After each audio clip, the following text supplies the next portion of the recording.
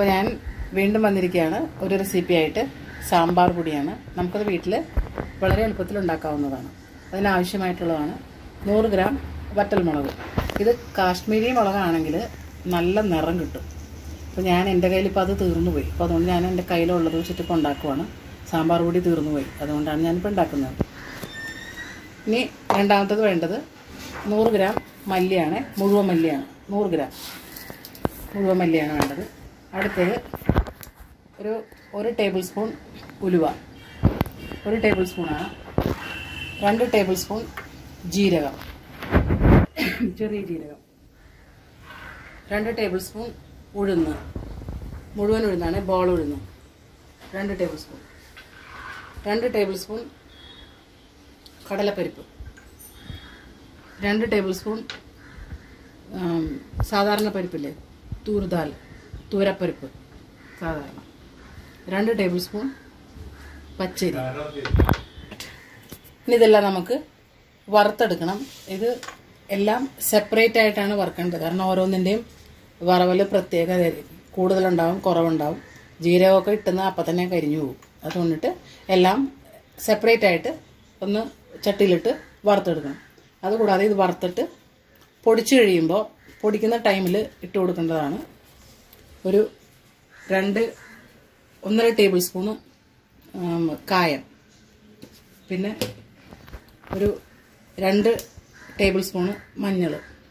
നല്ല നിറം കിട്ടും, അതാണ് ഞാൻ ഇത്തിരി കൂടുതലിടുന്നത്. കായം കുറച്ച് കൂടുതലിട്ടാലും കുഴപ്പമൊന്നുമില്ല. മിനിമം വേണ്ടത് 1.5 ടേബിൾ സ്പൂണാണ്. അപ്പോൾ നമുക്കത് എങ്ങനെ ഉണ്ടാക്കണമെന്ന് നോക്കാം. ഇത് ഞാൻ ചട്ടി വെച്ചിട്ടുണ്ട്, ചൂടാൻ വെച്ചിട്ടുണ്ട്. അതിനകത്തേക്ക് മുളക് ഇടുകയാണ്. ഇതൊന്ന് ഒരുപാട് ഇതാവരുത്. ഇത് 2-3 മിനിറ്റ്. ഇത് നന്നായിട്ട് ചൂടായിട്ടുണ്ട്. എന്താ ഇത്രയും മതി. ഒരു 2 മിനിറ്റ് 3 മിനിറ്റ്, അത്രയും 3 മിനിറ്റ് ഒന്നും വേണ്ട കേട്ടോ. ഈ മുളക് ഇങ്ങനെ വീർത്ത് വരില്ലേ, ഇത് വീർത്ത് വരരുത്, കരിയരുതേ. പിന്നെ ഞാനിത് മാറ്റുവാണേ. സ്റ്റാർട്ട്. ഇനി അടുത്തത് മല്ലിയാണ്. മല്ലി നന്നായിട്ട് നല്ല സ്മെല്ല് വരുവേ ഇതിന് ചൂടാകുമ്പോൾ. ഇതും ഒരു 2-3 മിനിറ്റ് വേണ്ടെങ്കിലും ഞാൻ പറയുന്നു. ഞാൻ സിമ്മിലിട്ടാണ് ചെയ്യുന്നത് കേട്ടോ. പിന്നെ ഹൈ ഫ്ലെയിമിലിട്ടാണെങ്കിൽ പെട്ടെന്നാവും, പക്ഷെ അത് ചിലപ്പോൾ ഉള്ളിൽ വെന്തൊന്നും വരില്ല. അതുകൊണ്ട് സിമ്മിലിട്ടാണ് ചെയ്യുന്നത്. ഇതാ ഇതും റെഡി ആയിട്ടുണ്ടേ. ഒന്ന് നന്നായിട്ടൊന്ന് ചൂടാവുക. നന്നായിട്ട് ചൂടാകുമ്പോൾ ആ സ്മെല്ല് വരും. അപ്പോൾ ഇത് മാറ്റുവാണേ. ഞാനിതൊരു മുറത്തിലേക്കാണ് കേട്ടോ മാറ്റുന്നത്, ആറാൻ വേണ്ടിയിട്ട്. അടുത്തത് പച്ചരി.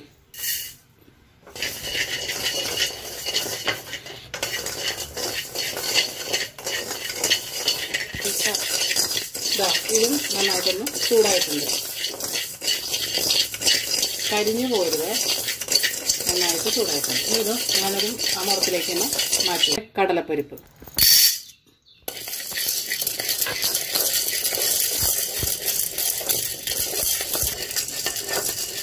ഇതായിട്ടുണ്ട്. കടലപ്പരിപ്പിന് ഇച്ചിരി ടൈം എടുക്കും.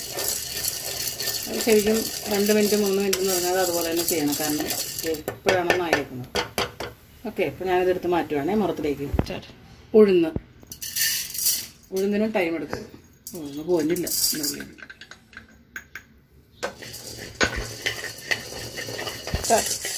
ഇതേ ഉഴുന്നാണ്. ഉഴുന്ന് റെഡി ആയിട്ടുണ്ട്. ഉഴുന്നിനും കുറച്ച് സമയം എടുക്കും. ബാക്കിയൊക്കെ പെട്ടെന്നാവും. പരിപ്പുകൾക്ക് കടലപ്പരിപ്പ് ഉഴുന്നിനൊക്കെ ഇച്ചിരി സമയം എടുക്കും. ഞാൻ ഇതും എടുത്ത് മുറത്തിലേക്ക് മാറ്റുവാണേ.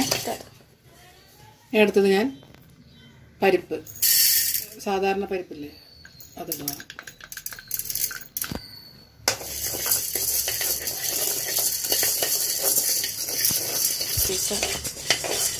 പുതിയ പരിപ്പും ആയിട്ടുണ്ട്, നന്നായിട്ട് ചൂടായിട്ടുണ്ട്, സ്മെല്ലും വരുന്നുണ്ട്. ഇനി ഞാനിത് മുറത്തിലേക്ക് മാറ്റുവാണേ. ഇനി ഇടാൻ പോകുന്നത് ജീരകമാണ്. ഇത് പെട്ടെന്നാവും.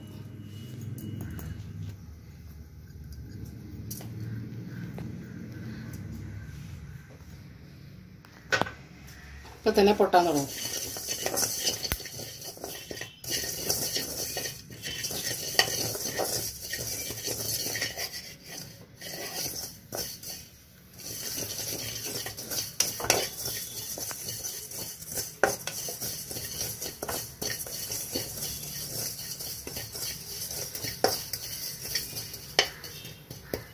ഇതിപ്പോൾ പൊട്ടാൻ തുടങ്ങുന്നത്. പൊട്ടി തുടങ്ങും. ജീരകം പെട്ടെന്നാവും, കൈ മാറ്റാൻ പാടില്ല.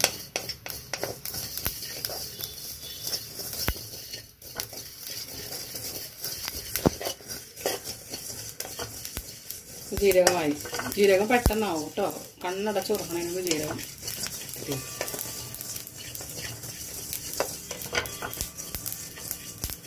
ഓക്കെ, ഇപ്പം ഞാനിത് മുറത്തിലേക്ക് മാറ്റുവാണേ.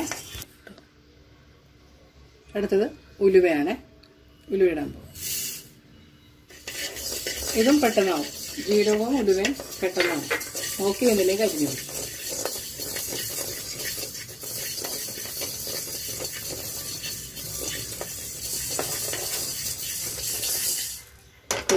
കളർ മാറി പെട്ടെന്ന്.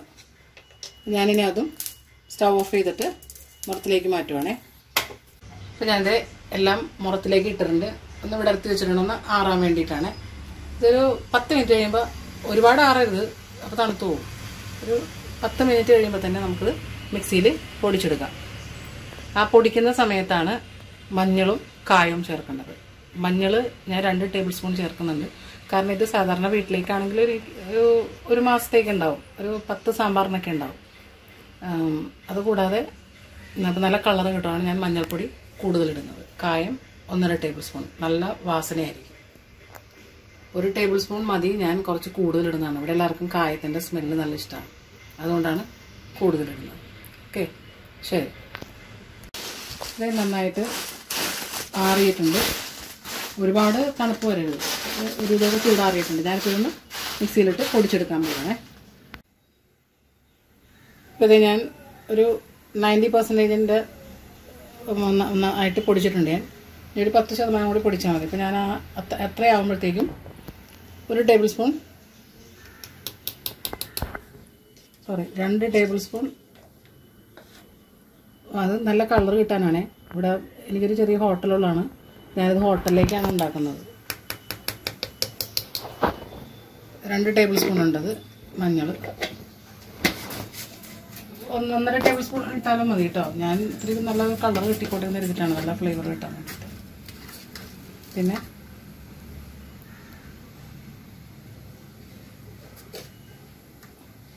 1.25 ടീസ്പൂൺ കായം.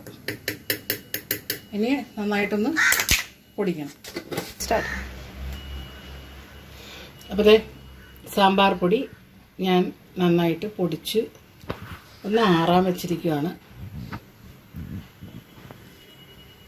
കണ്ടോ? അപ്പോൾ ഇത് നിങ്ങൾക്കിത് എത്ര സാമ്പാറിനുണ്ടാവുമെന്ന് എനിക്കറിയില്ല. ഓരോരുത്തർ എങ്ങനെയാണ് വീട്ടിലെ സാമ്പാർ ആഴ്ചയിൽ എത്ര പ്രാവശ്യം ഉണ്ടാക്കും, അതുപോലെ ഇരിക്കും. ഇതെനിക്ക് കടയിലേക്കാണ്. കടയിലേക്ക് ഇത് 3 സാമ്പാറിനാണ്. ചെറിയൊരു ഹോട്ടലാണ്, വെജിറ്റേറിയൻ ഹോട്ടൽ. ഒരു വെറൈറ്റി ദോശകളാണ്. അപ്പോൾ അവർക്ക് അതിലേക്ക് ഇതൊരു 3 സാമ്പാറിനുണ്ട്. ഞാനിന്ന് തൽക്കാലത്തേക്ക് ഇതിന് വേണ്ടിയിട്ട് വീഡിയോ പിടിക്കാൻ വേണ്ടിയിട്ട് മാത്രമായിട്ട് ഞാനിങ്ങനെ ഉണ്ടാക്കിയതാണ്.